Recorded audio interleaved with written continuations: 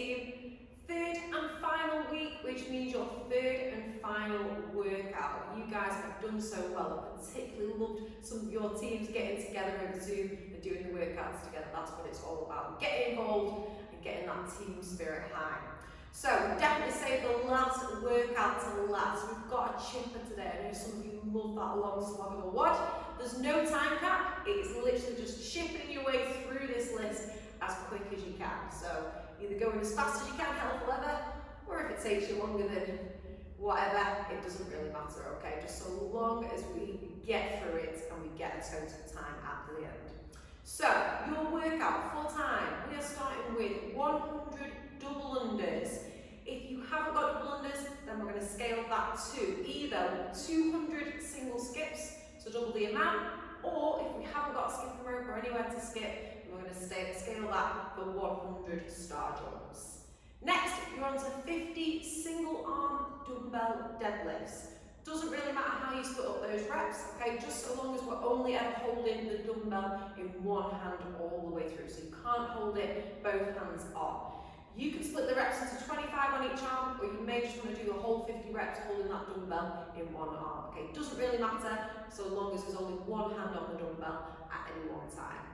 Once you're on 50 then, you're then on to everybody's favourite, 40 single arm thrusters. So same rules apply with the single arm thrusters, only one hand on the dumbbell at any one time. Again, you can split those reps up however you like. So whether it's 5s, 10s, you might want to do 20 on arm, 20 on the other.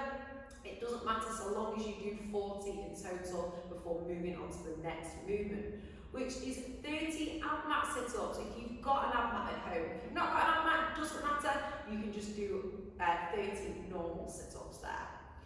Then we're on to 20 single arm again, hang squat cleans. Okay, so if you want to split that equally, it'll just be 10 on each. You can alternate, but again, just so long as there's only one hand on the dumbbell.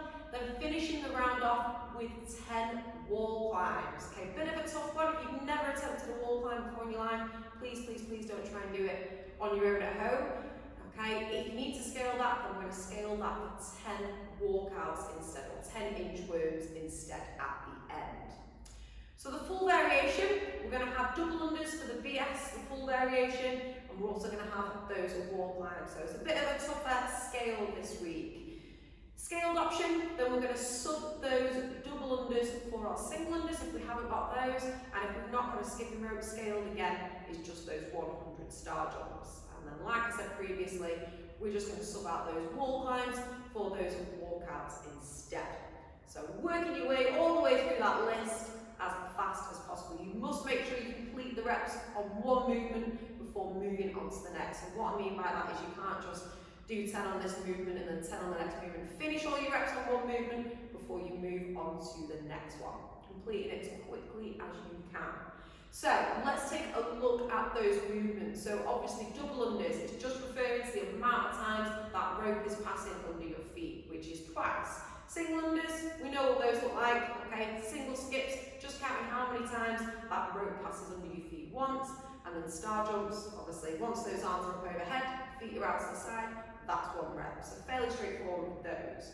Your single arm deadlifts, hand on the dumbbell, okay? Just making sure in our setup, feet want to be hip distance apart. I like to angle my dumbbell like so that it means when it's on the floor, okay, it means I can keep that nice flat back rather than trying to take it all the way down. Okay, you can see there, I've kind of lost that flat back. So I like to angle the dumbbell so one head taps against the floor, I'm able to keep my chest up, and that back as flat as possible. Shoulders are higher than the hips, hips are higher than the knees. And then all I'm going to do here is push that floor away. The hips and the shoulders should rise together, that back angle remains the same. And once that dumbbell's past the knee, I can open up that hip there. Just making sure that we're keeping those shoulder blades pinned back and down, and keeping those shoulders parallel as best as we can. Okay, try not to let that dumbbell pull us forward, chest up, and if in doubt, stick that one up. Okay, counting your rep at the top once those hips are open. So 1, 2, there. Then we're on to those single arm thrusters. So you're starting with that dumbbell, head of the dumbbell on top of the shoulder like so. We want to make sure we've got that upper arm parallel to the floor with that elbow pointed out in front. Okay, so what we don't want to do is let that arm collapse, nor do we want to hold it all the way back here. Okay, so think like your front rack position with a barbell. Keeping that chest up, first things first, we want to make sure we're hitting a full depth squat. So feet underneath the shoulders, send that one back and down, keep the weight in your heels. And at the bottom of this squat, imagine you had a marble on your knee, it should roll towards you in this position here. So nice and low. Okay, that would be a no rep, so make sure we're getting that ass to grass. Once we've hit that squat, we then want to think about firing out the bottom as fast as we can. So pushing through the heels, extend through the legs and hips, and then we're throwing that dumbbell up towards the ceiling.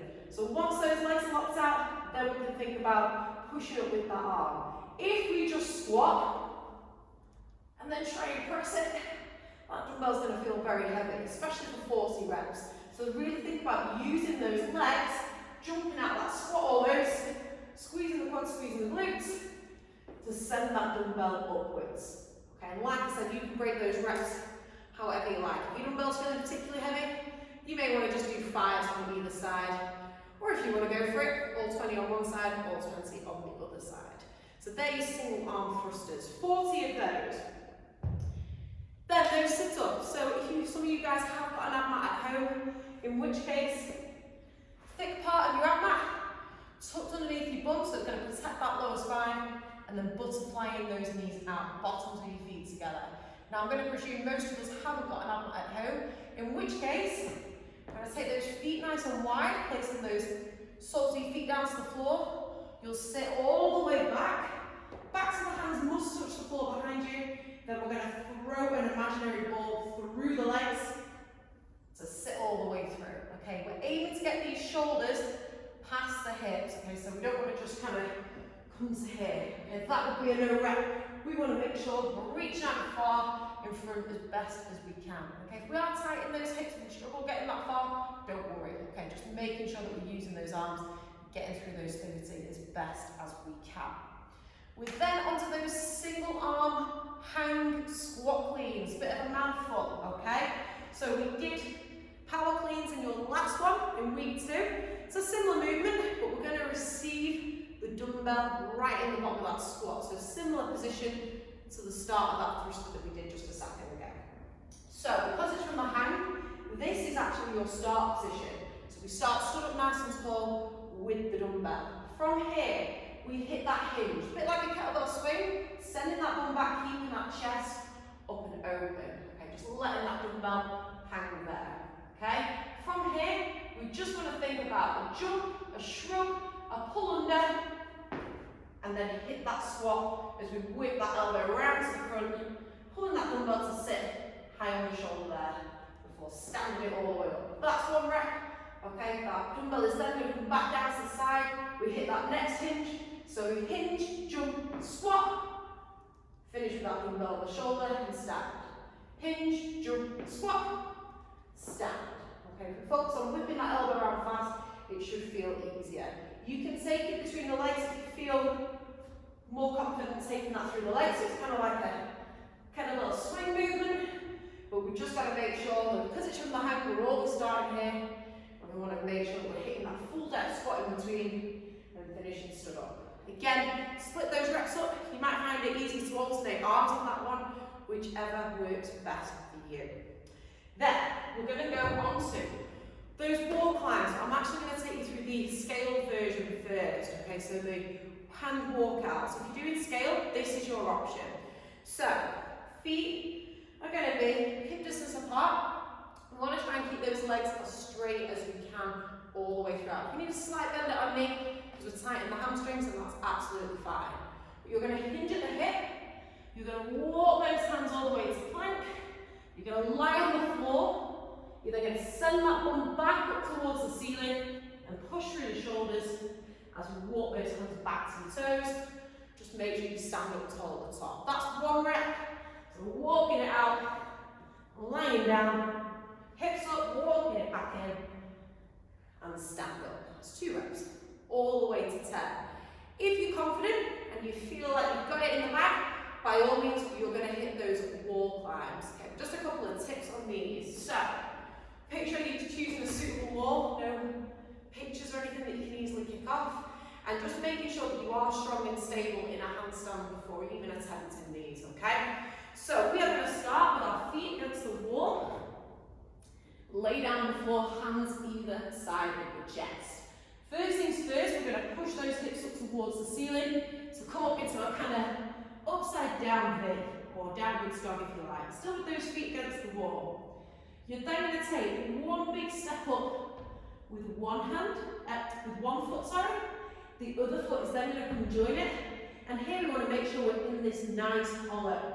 Okay, so that bum's tucked under, the glutes are squeezed, and that midline is engaged. So we're not coming into a banana here, we're looking through to those toes. Then we're going to inch those hands towards the wall and walk those feet up until ideally our nose and our chest are very close to that wall, and we're still in a nice same hollow.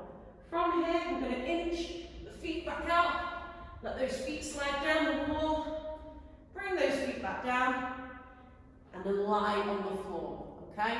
That is one rep. Ooh, tough. 10 of them at the end are definitely going to be tough, but I know some of you guys are quite confident on those. So, just to recap, for time, there's no time cap.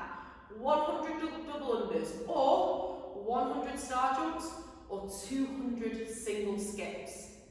50 single arm deadlifts, 40 single arm thrusters, 30 sit-ups, 20 single arm hang squat cleans, and then finishing it off with either 10 wall walks or 10 walkouts. Good luck, and don't forget to post your scores on the sheet once you've done it.